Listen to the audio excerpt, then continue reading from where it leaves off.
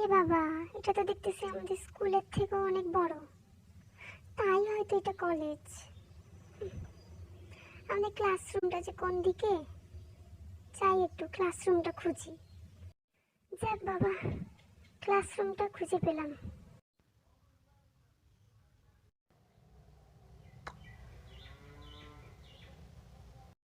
এই মাস এখানে সবাই এত বিশৃঙ্খল ভাবে আছে কেন? ইস, ছেলেটার চুলের কি অবস্থা, আর মেয়েগুলো এত সেজে আসছে কেন?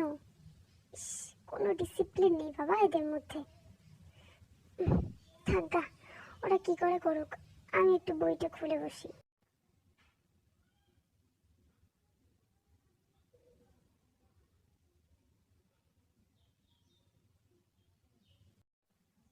ধুর, ওরা সবাই মনে হয় আমাকে নিয়ে হাসাহাসি করছে।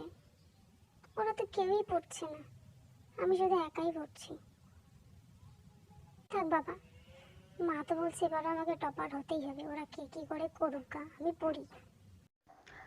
জম্বে জম্বে জম্বে মস্তি আরো জম্বে উড়বে উড়বে উড়বে প্রেমের ঘুড়ি উড়বে। ইস, এত ডিস্টার্ব করে, ধুর ভালো লাগে না, একটু শান্তি মতো পড়তেও দেবে না। আজকে স্যার ম্যাম যেই আসুক না কেন ক্লাসে, সব কটা নামে আজকে কমপ্লেন করবো, ভালো লাগে না।